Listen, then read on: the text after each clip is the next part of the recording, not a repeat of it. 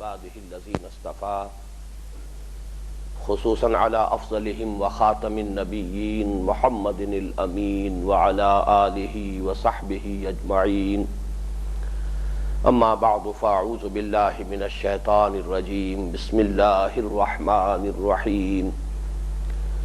ولا تقف ما ليس لك به علم إن السمع والبصر والفؤاد كل أولئك كان عنه مسؤولا.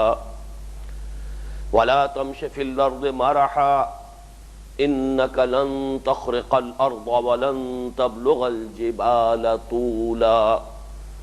كل ذلك كان سيئه عند ربك مكروها. ذلك مما أوحى إليك ربك من الحكمة.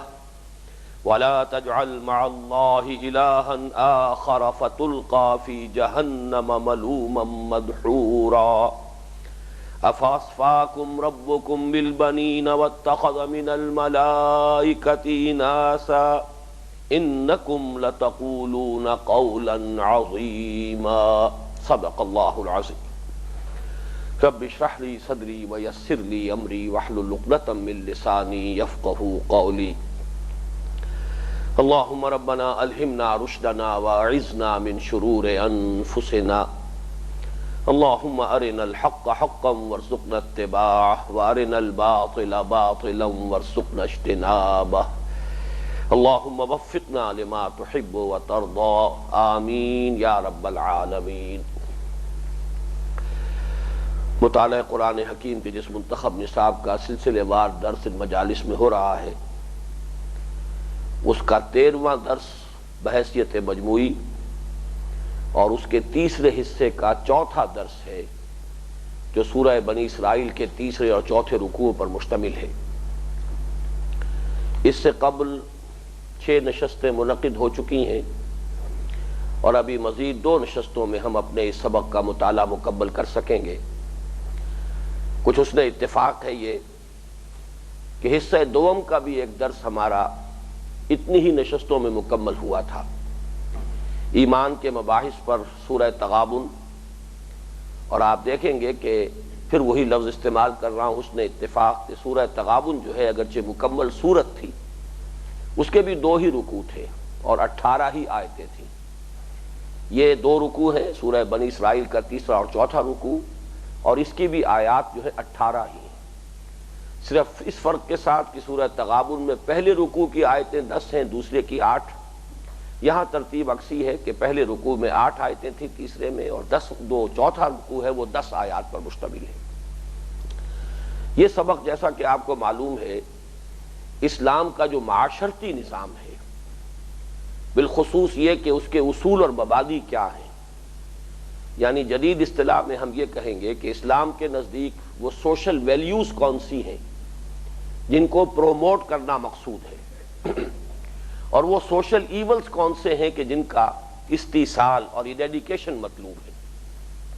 اس اعتبار سے گویا کہ ڈائریکٹو پرنسپلز بن جاتے ہیں کہ اسلامی معاشرت کے اصول کیا ہیں، اس کے مقاصد کیا ہیں، اس کے اہداف کیا ہیں۔ جیسے مثلا میں نے بڑی تفصیل کے ساتھ اس درس کے دوران عرض کیا ہے کہ صرف ایک آیت آئی ہے، وَلَا تَقْرَبُوا الزِّنَا إِنَّهُ كَانَ فَاحِشَةً وَسَاءَ سَبِيلًا۔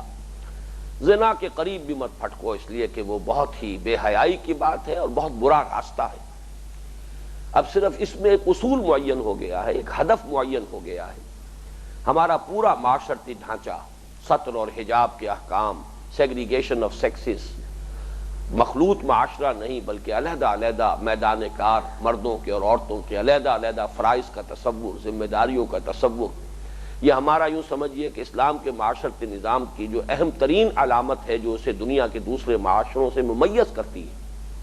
اس کے اگر تمام ان عملی پہلوؤں کو دیکھیں گے تو ان سب کا در حقیقت ہدف کیا ہے؟ وَلَا تَقْرَبُوا الزِّنَا إِنَّهُ كَانَ فَاحِشَةً وَسَاءَ سَبِيلًا۔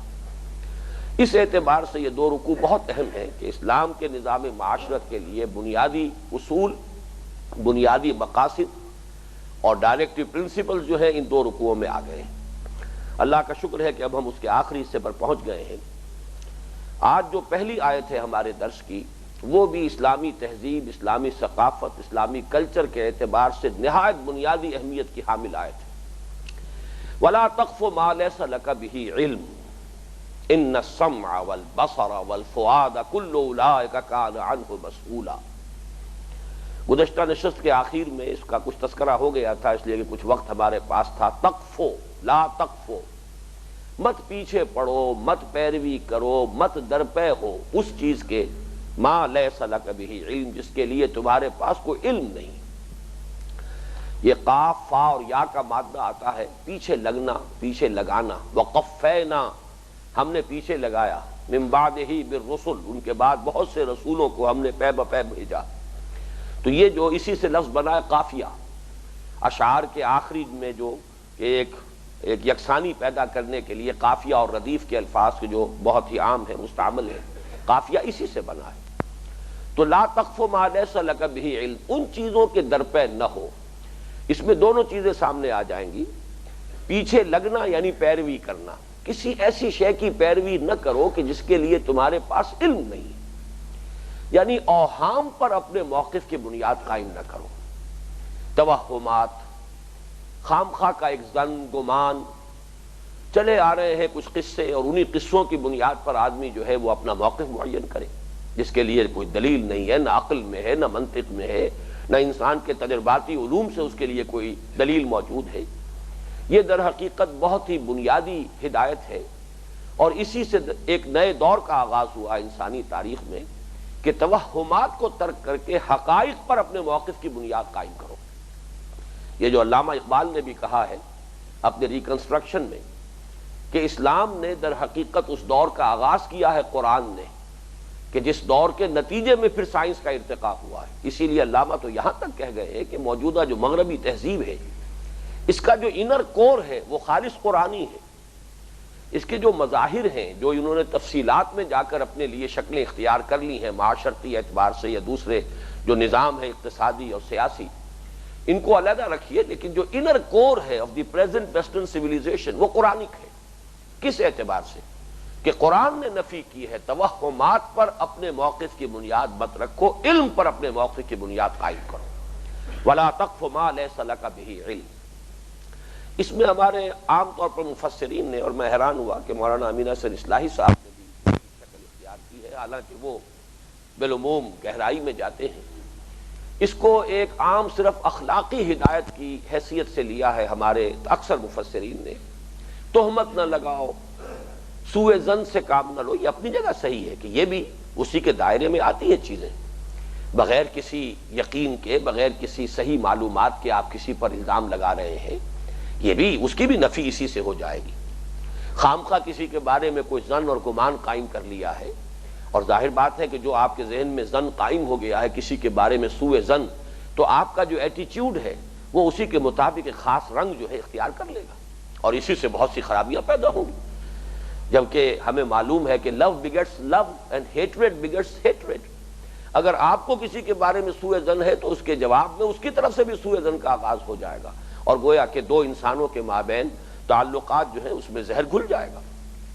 تو یہ چیزیں بھی کہ جو اخلاقی تعلیمات ہیں، اور ان کی بڑی تفصیل سے جو اگلا درس ہے ہمارا جو سورہ حجرات پر مشتمل ہے، اس میں یہ چیزیں تفصیل سے آئیں گی۔ لیکن یہ آیت بہت گمبھیر ہے، بہت وسیع مفہوم کی حامل ہے۔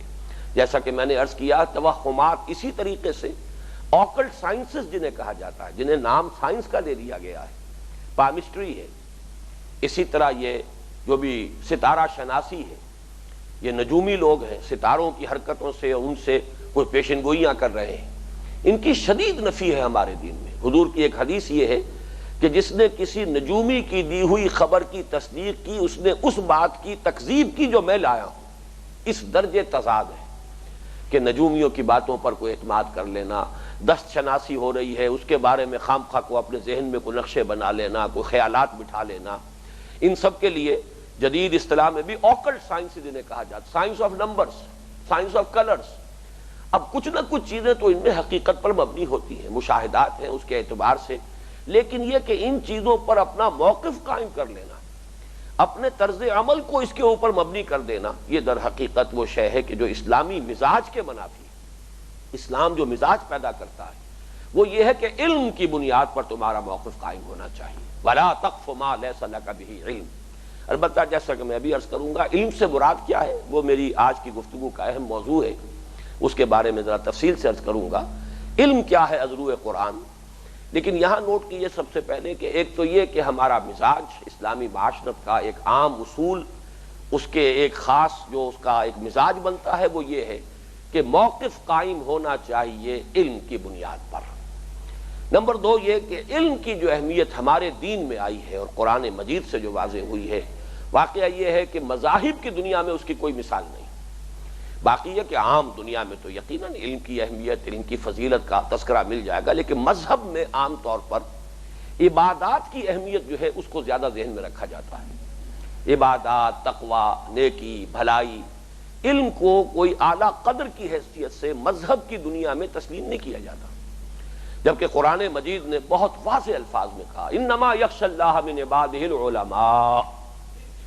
اللہ تعالیٰ کی اصل خشیت اور اللہ کا اصل تقویٰ تو انہی لوگوں کے دل میں آ سکتا ہے جو صاحب علم ہو. قل هل يستوي الذين يعلمون والذين لا يعلمون. اے نبی ان سے کہیے کیا برابر ہو سکتے ہیں وہ لوگ کہ جو صاحب علم ہے اور وہ لوگ کہ جو علم نہیں رکھتے. اور احادیث میں تو اس کی یوں سمجھیے کہ چونکہ عام انسان جو ہے جب تک کہ کوئی کمپیریزن کر کے نہ دکھا دیا جائے، کوئی ایسی تشبیہات کے حوالے سے کہ جن سے اس اصل مضمون کو ذہن کی گرفت میں لایا جا سکے، جیسے سود کے بارے میں حضور نے، اگرچہ وہ طبیعت پر جھرجھری سی آتی ہے انسان کے کہ یہ حضور صلی اللہ علیہ وسلم نے کیا تشبیہ اختیار کی ہے، لیکن یہ ہے کہ سود کی شناعت شاید اس کے بغیر صحیح طور سے ہم اس کا احساس اور ادراک نہیں کر سکتے تھے کہ الربا 70 حوبا ایسرھا ان ينكح الرجل امہ. اس سود کے گناہ کے 70 حصے ہیں جن میں سب سے ہلکا اس کے مساوی ہے کہ کوئی شخص اپنی ماں کے ساتھ زنا کرے. اب یہ تشبیہ ہے، اس کے حوالے سے اب آدمی انسان کا ذہن جو ہے وہ کچھ نہ کچھ کیلکولیشنز، کچھ نہ کچھ جو ہے وہ سینس آف پروپورشن اپنے ذہن میں قائم کر سکتا ہے. اسی کی ایک مثال آئے گی اگلے درس میں سورہ حجرات میں کہ غیبت بظاہر بڑا ہلکا سا کام ہے کہ اب کسی مسلمان بھائی کا عیب کوئی آپ بیان کر رہے ہیں، اس پر تنقید کر رہے ہیں، اس کی کوئی برائی بیان کر رہے ہیں، اس کے پیٹھ پیچھے اس کی عدم موجودگی میں، لیکن اس کو تشبیہ دی گئی ہے ایحب احدکم ان یاکل لحم اخیہ میتا فکرہتموہ. کیا تم میں سے کوئی شخص اس کو پسند کرے گا کہ وہ اپنے مردہ بھائی کا گوشت کھائے؟ مردہ بھائی کی لاش پڑی ہو اور اس کی بوٹیاں نوچ نوچ کر کھاؤ. اسی طریقے سے حضور نے صلی اللہ علیہ وسلم جو علم کی اور عبادت کی جو ایک ریلیٹیو یا کمپیریٹیو اہمیت ہے اور فضیلت ہے ہمارے دین میں، اسے واضح کیا ہے کہ ایک عالم کی فضیلت ایک عابد پر، اب مثال دیکھیے کفضلی علی ادناکم، جتنی فضیلت میری ہے تم میں سے کسی عام انسان پر، یعنی چلیے صحابہ ہی کو شمار کر لیجئے، صحابہ میں سے کسی عام صحابی پر حضور کو جو فضیلت حاصل ہے، عالم کو عابد پر وہی فضیلت حاصل ہے. چنانچہ آپ سے پوچھا بھی گیا اور آپ نے خود بھی بیان کیا ہے کہ ایک شخص وہ ہے کہ جو رات رات بھر کھڑا رہتا ہے، عبادت کرتا ہے اور نوافل میں پوری رات گزار دیتا ہے، پورا دن ہمیشہ جو ہے روزہ رکھتا ہے. اور ایک وہ شخص ہے کہ جو صرف فرض نماز پڑھتا ہے اور پھر اس کے بعد وہ اپنا پورا وقت لگاتا ہے لوگوں کو یعلم الناس الخیر، لوگوں کو خیر کی تعلیم دیتا ہے. تعلیم ہے، تلقین ہے، یہ تعلیم میں، درس میں، تدریس میں، تعلیم میں وہ اپنا وقت لگا رہا ہے. تو بتائیے ان میں سے افضل کون ہے؟ حضور نے یہاں بھی وہی تمثیل اختیار کی کہ وہ شخص جو صرف فرض نماز ادا کرے اور بقیہ اپنا وقت پورا جو ہے خیر کی تبلیغ میں، تعلیم میں صرف کرتا ہے، اس کی فضیلت اس شخص پر جو پوری رات کھڑا رہتا ہے نماز میں اور ہمیشہ روزہ رکھتا ہے، اس پر اتنی ہی ہے کہ فضلی علی ادناکم، جتنی فضیلت کے مجھے حاصل ہے ذاتی اعتبار سے تم میں سے کسی عام انسان پر. یہ ریشو پروپورشن جو ہے علم کی، میں یہ سمجھتا ہوں کہ مذاہب کی تاریخ میں ممکن نہیں ہے کہ اس کی کوئی اور مثال موجود ہو. تو دو چیزیں اس میں آ گئیں. اب آئیے اصل میں کہ علم سے مراد کیا ہے، اور یہاں جس علم کا تذکرہ ہے وہ علم کون سا ہے؟ ان السمع والبصر والفؤاد کل اولئک کان عنہ مسئولا. اس میں چونکہ ایک بحث ذرا گہری ہے، فؤاد کا مفہوم کیا ہے وہ میں بعد میں اس پر گفتگو کروں گا. پہلے یہ نوٹ کر لیجئے، وہ جو تقسیم ہے یہاں پہ ذرا لگائیے، چونکہ میں ان اجتماعات میں، نشستوں میں اب مختلف جو اہم موضوعات ہیں ان کے ضمن میں جو بھی میری سوچ اب عمر کے اس آخری مرحلے میں جو بھی انتہائی نتائج ہیں جو میں نے اخذ کیے ہیں، میں کوشش کر رہا ہوں کہ وہ آپ حضرات کے سامنے آ جائیں. تو علم کے بارے میں میری اب تک کی سوچ کو اگر آپ سمجھنا چاہیں تو وہ اس کے حوالے سے، اس ڈائیگرام کے حوالے سے آپ کے سامنے بات آ جائے گی۔ اس میں سب سے اوپر لکھا ہے العلم علمان۔ یہ اصل میں ایک مقولہ ہے اور وہ لکھا ہوا ہے دھندلا سا، ابن خلدون کا ہے غالباً، سوالیہ نشان میں نے لگایا ہے، I'm not sure۔ العلم علمان، علم الابدان و علم الادیان۔ علم دو قسم کے ہیں، علم کی دو قسمیں ہیں، علم کی دو شاخیں ہیں۔ ایک ابدان کا علم ہے، بدن یعنی فزیکل باڈیز، اور ایک ادیان، دین، شرائع، دونوں کا علم۔ یہ گویا کہ مقولہ ہے ایک، اور اس میں چونکہ علم کی دو شاخیں آئی ہیں اس لیے میں نے اسے عنوان بنایا ہے۔ لیکن میرے نزدیک جو ہے وہ علم کی دو شاخیں کون سی ہیں، اس میں جو میری سوچ ہے وہ مبنی ہے، یہ لکھا ہوا درمیان میں جو ایک چھوٹا سا بنا ہوا ہے جزیرہ، ابقات نامی ایک تصنیف ہے شاہ اسماعیل شہید رحمۃ اللہ علیہ کی۔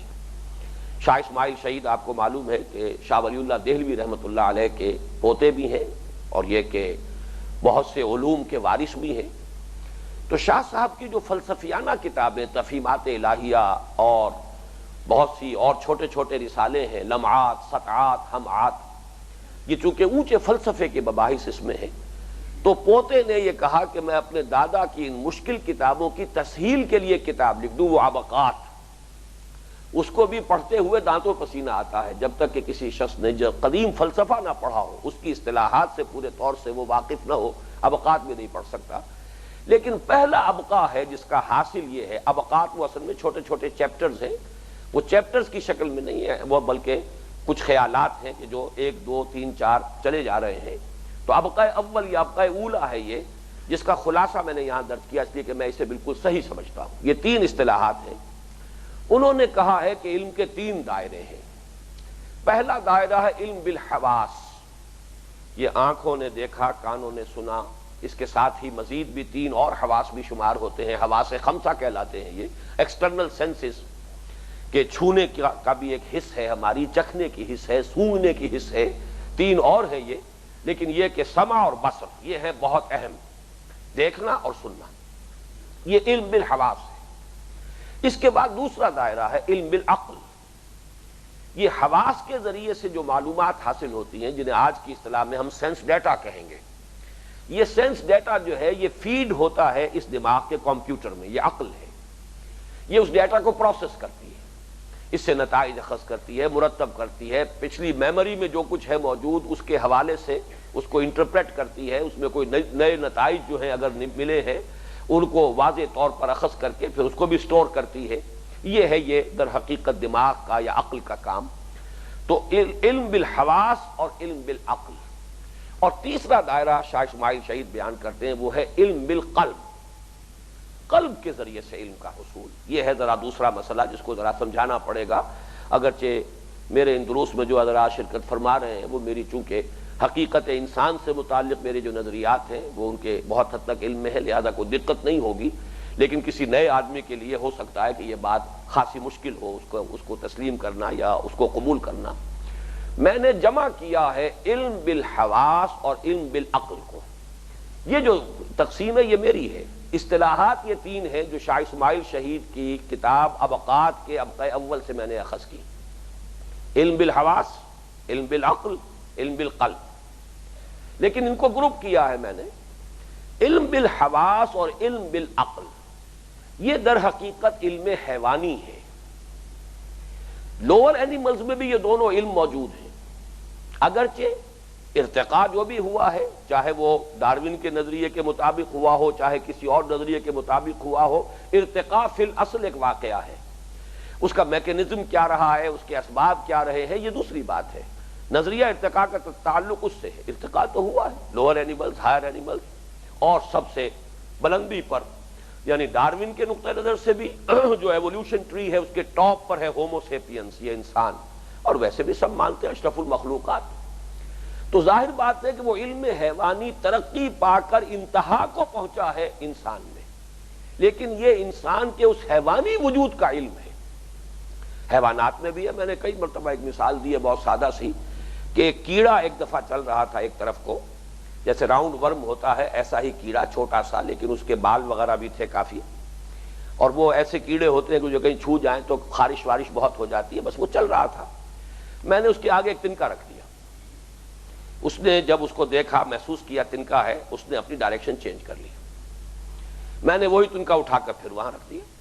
اس کے سامنے پھر رکاوٹ آ گئی, اس نے پھر ڈائریکشن چینج کی. تیسری مرتبہ پھر میں نے کیا, اس نے پھر ڈائریکشن چینج کی. چوتھی مرتبہ وہ اس تنکے کے اوپر سے گزرا. میں نے نتیجہ یہ نکالا کہ سارا جو مینٹل پروسیس ہے وہ اس میں موجود ہے. اس کے اندر سینس ہے, اس نے سینس کیا ہے کہ آبسٹرکشن آ گئی ہے. وہ ٹچ کے ذریعے سے ہوا یا دیکھ کر ہوا, اس کو چھوڑ دیجئے, ایکسٹرنل سینس آرگنز اس کے ہیں. محسوس کیا, پھر عقل سے کام لیا کہ آبسٹرکشن ہے, I must change my direction. ایک مرتبہ, دو مرتبہ, تین مرتبہ. پھر اس نے فیصلہ کیا کہ یہ جو آبسٹرکشن ہے پیچھا نہیں چھوڑ رہی ہے, I have to overcome it. اب اس میں اس کی ول, اس کا فیصلہ, اس کا ایک عزم ہے جو اس نے اس کو مرتب کیا ہے, فیصلہ کیا. اور ہمارے اندر جو علم ہے, جس کو ہم حیوانی علم کہیں یا سائنسی علم, جو بھی مادی علم ہے, وہ اس کی حقیقت اس سے زیادہ کچھ نہیں. کہ یہ جو بھی سینس ڈیٹا ہمیں فراہم ہوتا ہے ان تمام سینس آرگن سے, ان کو یہ دماغ کا کمپیوٹر پروسیس کرتا ہے, انفر کرتا ہے, نتیجے نکالتا ہے. ثابت جو پہلے سٹور کیا ہوا ہے اس سے اس کے حوالے تلاش کرتا ہے, کس جگہ اس کا ریفرنس ہے, کس کے ساتھ یہ جوڑ کھاتا ہے, کس سے اس کا تعلق اور ربط ہے, اس کے ساتھ اس کو قائم کرتا ہے. اور اسی طرح تدریجاً علم انسانی کا ارتقاء ہو رہا ہے.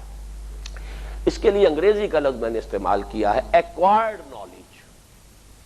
یہ علم ہے جو حاصل کیا جاتا ہے. ان السمع والبصر, یہ سمع سے, بصر سے معلومات حاصل ہوئی, عقل نے اس سے نتیجہ اخذ کیا, اور اس سے انسان نے اپنا علم کا اضافہ کیا. اور یہ وہ علم ہے کہ جو حضرت آدم علیہ السلام سے یہ انسانی علم ترقی کرتا ہوا چلا آ رہا ہے, اور ہم نہیں کہہ سکتے کہ ابھی اور کہاں تک پہنچے گا.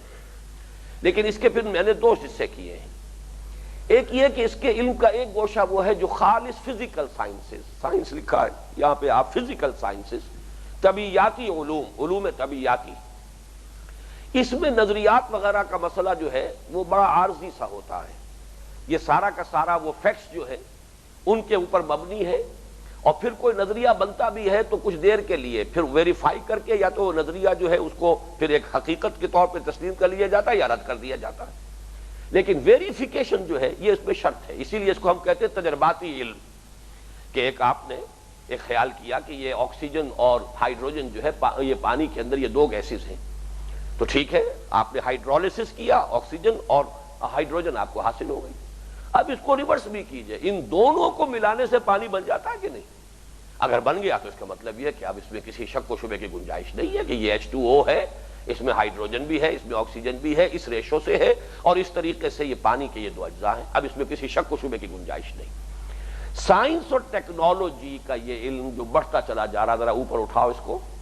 اس کے بارے میں نے چند چیزیں یہاں نوٹ کی ہیں, اس کے ساتھ جو ہے پڑھتے جائیے. یہ سائنس اور ٹیکنالوجی کی بے شمار شاخیں ہیں. آج تو ہر علم جو ہے, فزکس کا بھی ایک علم ہوتا تھا, اب نہ معلوم فزکس کی کتنی شاخیں ہو گئی. کیمسٹری کا بھی ایک علم ہوتا تھا, اب اس کیمسٹری کی نہ معلوم کتنی شاخیں ہو گئی. اب تو یہ کہ اس کا جو ہے یوں سمجھیے کہ ایکسپلوژن ہے اس میدان میں. انسانی علم جس تیزی سے بڑھا ہے, جو اس کی ڈائمنشنز ہیں, جس طریقے سے یوں سمجھیے کہ جیومیٹریکل پروگریشن کے اندر یہ معاملہ بڑھتا چلا جا رہا ہے. اسی لیے دو الفاظ میں نے لکھے ہیں کہ ٹیکنالوجی بے شمار شاخیں اور بے پناہ عروج ہے. اور علامہ اقبال کا ایک شعر اس کے حوالے سے نوٹ کر لیجئے, عروج آدم خاکی سے انجم سہمے جاتے ہیں کہ یہ ٹوٹا ہوا تارا مہ کامل نہ بن جائے. یہ مہ کامل بننے کا جو انسان کا معاملہ عروج آدم خاکی کا ہو رہا ہے, چاند پر تو پہنچ ہی گیا اور نہ معلوم کہاں تک پہنچ جائے گا. عروج آدم خاکی سے انجم سہمے جاتے ہیں کہ یہ ٹوٹا ہوا تارا مہ کامل نہ بن جائے. اب دوسرا ہے فلسفہ. یہ انسانی عقل جو ہے کوشش کرتی ہے اس کائنات کی جو بڑی اہم گتھیاں ہیں ان کو سلجھانے کی. فلسفہ نام ہے اس کا, کہ انسان اپنے عقل کے حوالے ہی سے, منطق کے ذریعے سے معلوم کرے حقیقت کیا ہے, وجود کی حقیقت کیا ہے, کائنات کی حقیقت کیا ہے, حیات کی حقیقت کیا ہے, انسان کی حقیقت کیا ہے, یہ تمام نیکی کی حقیقت کیا ہے, بدی کی حقیقت کیا ہے, علم کی حقیقت کیا ہے. اگرچہ یہ تمام چیزیں فزیکل سائنسز کے دائرے کی نہیں ہے, اسی لیے جو فلسفہ ہے یہ حتمی نہیں ہے, یقینی نہیں ہے. جو جتنا بڑا فلسفی ہوگا اتنا ہی اس کے اندر ہیوملٹی ہوگی. وہ کہے گا کہ بس یہ معلوم ہوتا ہے کہ ایسا ہے, ہم یقین سے کچھ نہیں کہہ سکتے. ہمارے ہاں تو چوٹی کا آدمی علامہ اقبال ہے، اور ریکنسٹرکشن کے دیباچے میں انہوں نے بھی کہہ دیا ہے کہ میں ہرگز یہ دعویٰ نہیں کرتا کہ جو کچھ میں نے اپنے ان خطبات میں کہا ہے وہ حرف آخر ہے۔ ہمارا اصل فرض یہ ہے کہ ہم اپنا ایک طالب علمانہ انداز برقرار رکھیں، غور و فکر کے عمل کو جاری رکھیں، اور عین ممکن ہے کہ آئندہ اس سے صحیح تر خیالات سامنے آئیں۔ یہ علامہ اقبال کہہ رہے ہیں، حکیم الامت ہے، حکیم الملت ہے، مشرق مغرب کے فلسفے کھنگال کر قرآن مجید کے اندر اس کے بحر مہر میں غواصی کرنے کے بعد ایک شخص جو ہے وہ اس ہیومینٹی کے ساتھ بات کر رہا ہے۔ فلسفہ جو ہے یقین نہیں دے سکتا، لیکن یہ کہ بہرحال گریپل کرتا ہے، انسان کی ایک ضرورت ہے، وہ چاہتا ہے کہ حقیقت کو معلوم کرے، یہ حقیقت ہے کیا، اور اصل حقیقت جو ہے وہ حواس کے دائرے سے باہر ہے، ماورا ہے۔ اسی لیے باوراء الطبعیات فلسفے کی پھر دو شاخیں میں نے کی ہیں، ایک ہے اصل میٹا فزکس، ماوراء الطبعیات اصل حقائق جاننا، ایک ہے عمرانیات، سوشولوجی، کیا ہونا چاہیے، انسان کی سیاست کیسے چلنی چاہیے، اقتصادیات، اکنامکس، پولیٹیکل سائنس، یہ سب کیا ہے، سوشولوجی، یہ سب سوشل سائنسز جن کو ہم کہتے ہیں، یہ عمرانیات ہیں۔ اس میں بھی انسانی عقل ہے، غور کرتی ہے، سوچتی ہے، ٹھوکریں بھی کھاتی ہے، غلط فیصلے بھی کر لیتی ہے، اور غلط فیصلوں کا نتیجہ جب سامنے آتا تو معلوم ہوتا ہے کہ بہت بڑی تباہی ہو گئی، بڑی ٹھوکر کھائی ہے، لیکن وہ تو بعد میں جا کے پتہ چلتا ہے۔ تو یہ ہے انسانی علم، اس کو معین کر لیجئے، یہ ہے علم بالحواس اور علم بالعقل کا مجموعہ۔ ان دونوں کے نتیجے میں ایک طرف فزیکل سائنسز ہے جو چل رہی ہیں، چلتی جائیں گی، بڑھتی جائیں گی، اور نہ معلوم کہاں تک جائیں گی۔ دجال کی جو بھی صفات بیان ہوئی ہیں در حقیقت وہ سب کی سب جو ہیں آج ہمارے سامنے ہیں۔ سائنس، ٹیکنالوجی، سرجری، میڈیسن، نہ معلوم جینیٹکس، اب تو یہ ہے کہ انسانوں کے اوصاف بھی اب آپ جو ہے وہ طے کر سکیں گے۔ جینیٹکس جو ہے انجینئرنگ ہو رہی ہے اس کی کہ بیٹھ کر جینز کے اندر آپ جو ہے رد و بدل کر سکیں اور جس طرح کے چاہیں اوصاف پیدا کر لیں۔ یہ ساری جو ہے یہ دجالیت اپنی انتہا کو پہنچ رہی ہے، وہ یہی ہے، یہ سائنس ہے۔ دجالیت اس لیے بن گئی کہ وہ جو دوسرا علم تھا اس سے انسان نے اپنی آنکھیں بند کر لیں، علم ہدایت کو ترک کر دیا۔ اگر یہ دونوں علم ساتھ ساتھ چلتے اور ارتقاء دونوں کا متوازن ہوتا تو قطعاً کوئی حرج نہیں تھا۔ جتنا آگے انسان کا علم چلا جاتا سائنس اور ٹیکنالوجی، اتنی ہی وہ ہدایت جو ہے وہ بھی ساتھ ساتھ چلی آ رہی ہے۔ اس اعتبار سے اس میں مضرت نہ ہوتی، تباہی نہ ہوتی، بربادی نہ ہوتی، انسان کا ایٹیچیوڈ غلط نہ ہوتا۔ لیکن اب ہو یہ گیا ہے جیسے کہ کینسر ہوتا ہے، کینسر میں کیا ہے، کینسر در حقیقت نام ہے کہ کسی عضو کے سیلز جو ہیں وہ آؤٹ آف پروپورشن گرو کرنا شروع کر دیتے ہیں تو وہ جسم انسانی ہی کے سیل، لیکن یہ کہ ان کی گروتھ آؤٹ آف پروپورشن ہو جاتی ہے۔ اسی طریقے سے یہ علم کی شاخ جو ہے سائنس کی، یہ آؤٹ آف پروپورشن گرو کر رہی ہے، جبکہ دوسری آنکھ بند ہے۔ اس نے اس کو دجالیت بنا دیا ہے، ورنہ اس میں جو اللہ کا دیا ہوا علم ہے، کائنات کے حقائق ہے، جو بھی خواص اللہ تعالیٰ نے اشیاء میں رکھی ہیں ان کو تلاش کرنا، ان کو ڈسکور کرنا، پھر ان کو ایکسپلائٹ کرنا، انہیں استعمال کرنا، فی نفس ہی اس میں کوئی شر نہیں، کوئی برائی نہیں، کوئی خرابی نہیں، کوئی شیطنت نہیں۔ شیطنت ہو گئی ہے اس وجہ سے کہ دوسرا علم جو ہے اس سے انسان نے آنکھ بند کر لی۔ اسی لیے دجالی فتنے کے بارے میں جو کہا گیا کانا دجال، اس کی ایک آنکھ ہوگی، تو وہ در حقیقت میں تو اس کے اسی معنی میں لیتا ہوں، شاید المسیح الدجال جو ہے وہ بھی کانا ہی ہو ذاتی اعتبار سے، لیکن یہ کہ دجالی فتنے کا کانا ہونا در حقیقت میرے نزدیک اس کا مفہوم یہ ہے کہ اس کی ایک آنکھ کھلی ہے چوپٹ اور ایک آنکھ بالکل بند۔ اب وہ دوسری آنکھ کی طرف آئیے، یہاں یہ نوٹ کر لیجئے، میں نے یہ جو آیتیں کوٹ کی ہیں یہ میرے نزدیک علم الاسماء اس علم کا نام ہے، اور اسی کے حوالے سے میں عرض کر رہا ہوں کہ ان السمع والبصر والفؤاد کل اولئک کان عنہ مسئولا، یہ در حقیقت اس علم کے حوالے سے ہم نے انسان کو سماعت دی ہے، بصارت دی ہے، فؤاد دیا۔ اب لفظ فؤاد کے بارے میں ذرا میں، بلکہ اس کو بعد میں رکھیے، پہلے اس کو مکمل کر لیں۔ دوسرا علم جو ہے علم بالقلب، یہ علم بالقلب جو ہے اسی کے لیے لفظ ہے علم وحی، لیکن وحی جو ہے دیکھیے قرآن مجید میں وحی آتا ہے شہد کی مکھی کے لیے بھی، وحی آتا ہے ہم نے آسمانوں میں وحی کی، وحی غیر نبی انسانوں کے لیے بھی لفظ آیا ہے، ام موسیٰ کے لیے آیا ہے کہ وہ بھی وحی کی ہم نے۔ تو وحی کا لفظ بہت جو ہے وہ یوں سمجھیے کہ وہ علم جو ریویلڈ علم ہو وہ وحی ہے۔ ایک ایکوائرڈ نالج ہے، ایک ریویلڈ نالج ہے۔ ایک ایکوائرڈ نالج ہے، میں نے اپنی عقل سے، اپنی سماعت، اپنی بصارت سے معلومات حاصل کی، اپنے دماغ کے کمپیوٹر میں پروسیس کیا، نتیجہ نکالا، یہ میرا ایکوائرڈ نالج ہے۔ اور اس کے بالکل بالمقابل ریویل نالج ہے جس میں میری کسی محنت کو ایفرٹ کو کوئی دخل نہیں ہے. اٹ از گیون، اوپر سے دی ہوئی شے ہے، وہ چاہے شہد کی مکھی کو دے دی ہو، چاہے کسی غیر نبی کو دے دی ہو، چاہے کسی نبی کو دے دی ہو، یہ ہے ریویل نالج. اور اس کا جو ہے سورہ بقرہ کے، یہ اصل میں اس اعتبار سے بہت اہم ہے معاملہ، سورہ بقرہ کا چوتھا رکوع اس کے شروع میں ذکر ہے علم آدم الاسماء کلھا، اور اختتام پر ذکر آتا ہے وَإِمَّا يَأْتِيَنَّكُم مِّنِّي هُدًى فَمَن تَبِعَ هُدَايَ فَلَا خَوْفٌ عَلَيْهِمْ وَلَا هُمْ يَحْزَنُونَ. تمہارے پاس جب بھی میری طرف سے کوئی ہدایت آئے، تو یہ علم ہدایت ہے، یہ علم وحی ہے، اس کا محبت قلب ہے، اس کا محبت یہ عقل نہیں ہے، اس کا محبت یہ آنکھ نہیں ہے، یہ کان نہیں ہے. جب فرشتہ وحی لے کر آیا اس کی آواز محمد کے کان نے نہیں سنی ہے صلی اللہ علیہ وسلم. فرشتے کو ایک دو مرتبہ ایسا بھی ہوا کہ اصل ملکی شکل میں جبرائیل کو دیکھا ہے، یا یہ کہ انسانی شکل میں جبرائیل آ گئے، لیکن یہ کہ اصل میں جو وحی آ رہی ہے پے بپے، یہ تو 2 مرتبہ دکھا دیا اللہ نے صرف جبرائیل کو. لیکن اس وقت جو در حقیقت رابطہ ہے وہ روح محمدی کا. اس لیے علم بالقلب کے ساتھ اصطلاح تو چونکہ یہ شاہ اسماعیل شہید کی تھی، میں نے یہاں بریکٹ میں روح لکھا ہے، اس لیے کہ روح کا مسکن ہے یہ قلب. تو ایک روح جو ہے یہ روحانی علم ہے جو انسان کو حاصل ہوتا ہے، جس میں نہ اس کی سماعت و بصارت کا کوئی دخل ہے اور نہ ہی اس کی عقل کا کوئی دخل ہے، بلکہ یہ اس کو ریویل نالج ہے کہ جو اس کے قلب پر نازل ہوتا ہے. البتہ اس کی اب 2 قسمیں ہیں، اس کو اچھی طرح سمجھیے. یہ بات آج میں سمجھتا ہوں کہ 2 اور 2 4 کی طرح کلیئر ہو جانی چاہیے. یہ وحی 2 قسم کی ہے. ایک وہ وحی ہے کہ جس کے محفوظ ہونے کی گارنٹی ہے. کس چیز سے محفوظ؟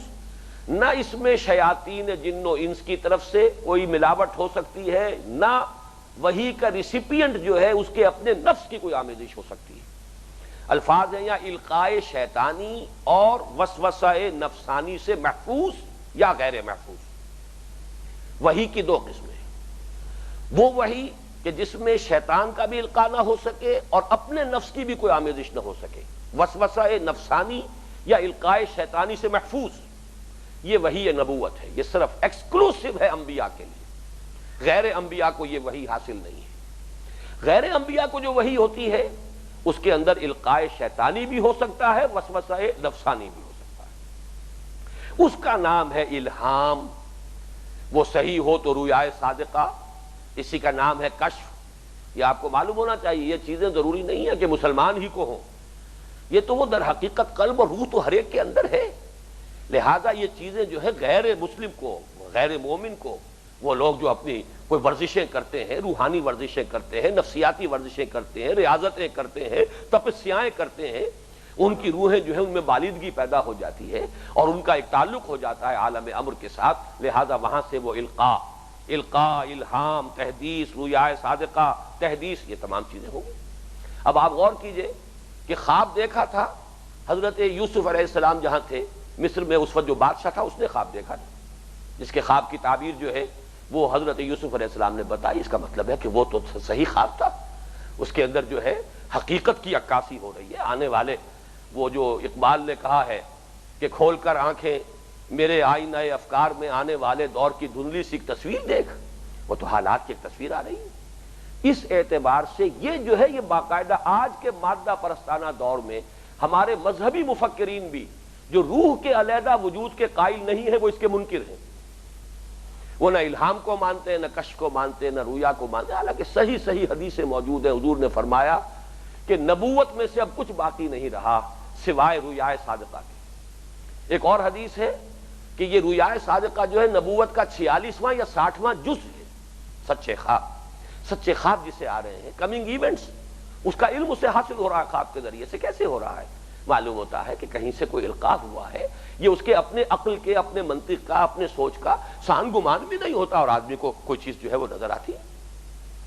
یہ ہے وہ علم کہ جو غیر محفوظ ہے. بڑے سے بڑی ولی کا علم جو ہے، جو الہام ہے، وہ بھی غیر محفوظ ہے اس معنی میں کہ اس میں القاء ہو سکتا ہے، کوئی دعویٰ نہیں کر سکتا. محفوظیت جو ہے وہ صرف خاصہ نبوت ہے. وہی یہ نبوت محفوظ ہے القاء شیطانی سے بھی اور وسوسہ نفسانی سے بھی. البتہ قلب ہی پر وارد ہونے والا یہ ریویل نالج اس کی دوسری شاخ جو ہے غیر محفوظ، وہ عام لوگوں کے لیے بھی ہے، اور وہ الہام، رویا اور کشف اور القاء اور تحدیث یہ مختلف ہے۔ اچھا، وحی محفوظ جو ہے، اب اس کی دو قسمیں ہیں، وحی جلی اور وحی خفی۔ وحی جلی تو وربل ریولیشن ہے، یہ قرآن ہے جو محمد الرسول اللہ صلی اللہ علیہ وسلم پر وربل نازل ہوا، لفظ بلفظ نازل ہوا ہے۔ یہ صرف کوئی ایسنس نہیں ہے، کوئی خیال نہیں ہے جو حضور پر کے قلب پر اتار دیا گیا ہو اور آپ نے اپنے الفاظ کا جامہ پہنایا ہو، معاذ اللہ۔ یہ سب عیسائیوں کا ایک معاملہ ہے، اس لیے کہ ان کے ہاں چونکہ ایک متن ہے نہیں، وہ تو 104 متن تھے، ان میں سے بھی انہوں نے 4 جو ہیں وہ ان کو سلیکٹ کیا ہے، تو اب ان میں سے کون سے کو بائبل کہیں وہ؟ Which one of them is Bible? میں نے بارہا سنایا ہے کہ یہ میں نے ایک پادری صاحب سے منٹگمری میں، چونکہ بڑا مشن ہے ان کا، ساہیوال جو اب کہلاتا ہے وہ شہر، جب میں کالج میں پڑھ رہا تھا یا میڈیکل کالج میں، تو ایک سمر ویکیشن کے دوران میں نے انجیل بھی پڑھی، کچھ کافی مطالعہ کیا، پھر ان سے رابطہ رکھا، میں نے ان سے پوچھا کہ ان میں سے کون سی ہے بائبل؟ تو بڑا پیارا جواب تھا اس نے، میں واقعہ یہ ہے کہ میں اس کی ذہانت کو تو بہرحال خراج تحسین پیش کرتا ہوں۔ اس نے کہا none of them is Bible, Bible is in them۔ ان میں سے کوئی جو ہے اپنے متن کے اعتبار سے بائبل نہیں، بائبل ان میں ہے، وہ بیان جو ہے، خیال جو ہے، وہ نظریات جو ہیں وہ اس کے اندر موجود، اس لیے وہ تو وربل ریولیوشن کو نہیں مان سکتے۔ علامہ اقبال کا جو معاملہ ہوا تھا پرنسپل یوئنگ کے ساتھ، جو ایف سی کالج کے پرنسپل تھے، کسی فنکشن میں، کسی ڈنر وغیرہ پر جمع تھے، تو انہوں نے کہا کہ ڈاکٹر اقبال ہمیں حیرت ہے، ہم نے سنا ہے کہ آپ بھی وربل ریولیشن کے قائل ہیں۔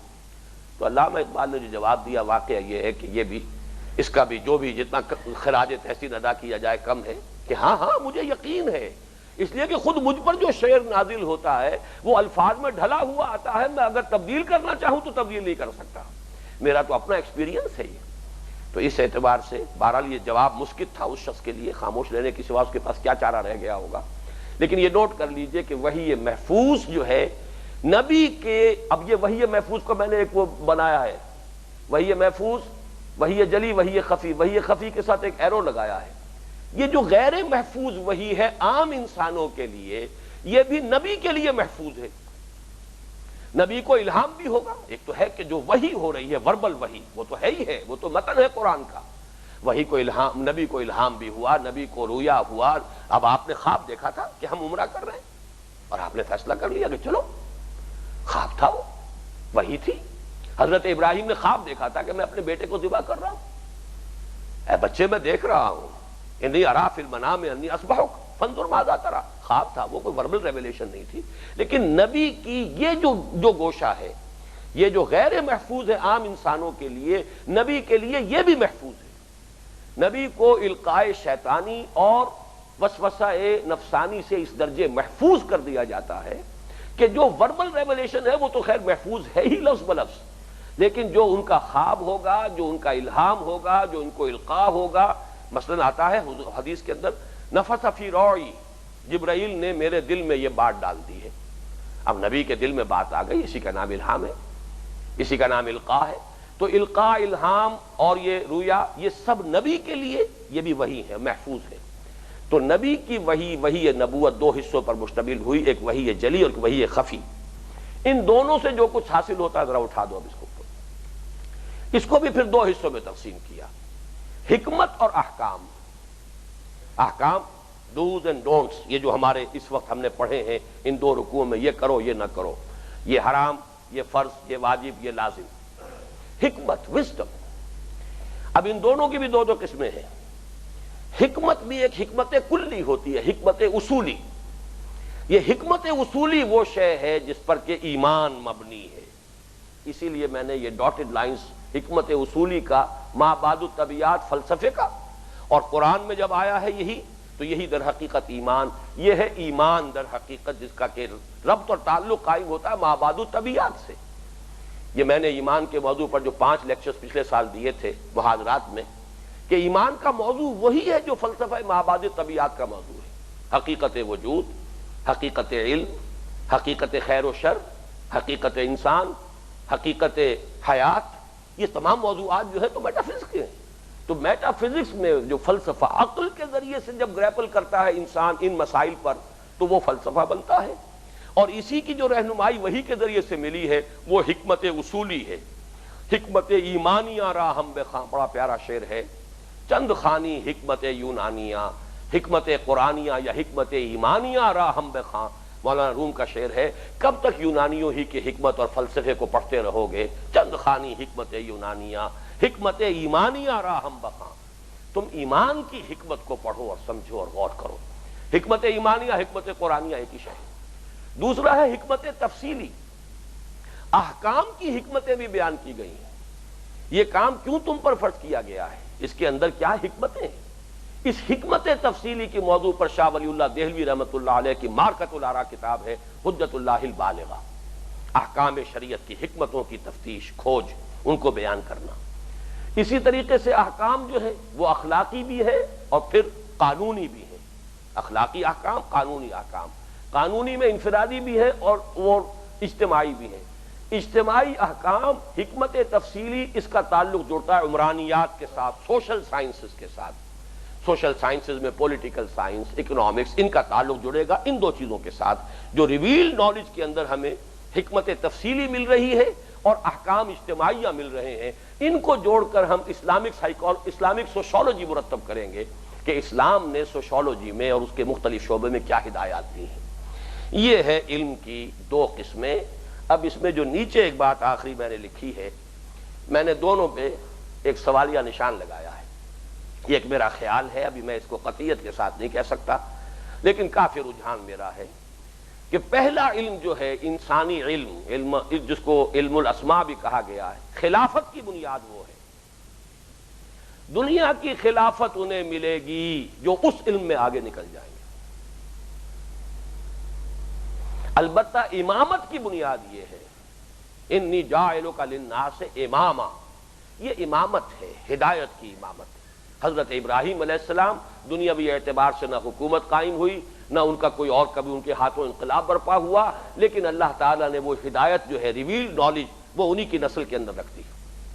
اس اعتبار سے انی جاعلک للناس اماما، یہ امامت الناس ہے جس کی بنیاد اور اساس ہے ریویل نالج۔ لیکن یہ ہے خلافت، اس لیے کہ خلافت ہی کا مسئلہ ہے کہ جو سورہ بقرہ کے 4 رکوع میں آیا ہے، اور وہ یہ ہے انی جاعل فی الارض خلیفہ۔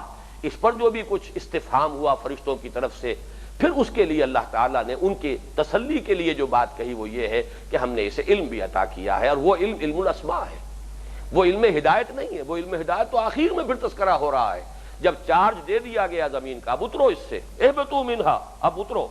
یہ جنت تو تمہارے لیے ایک آزمائشی ٹریننگ پیریڈ تھا، یہاں پہ جو تمہارا قیام تھا، ب یہاں سے اترو، تمہارے لیے اصل جگہ جو ہے وہ زمین ہے، اس کا چارج سنبھالو۔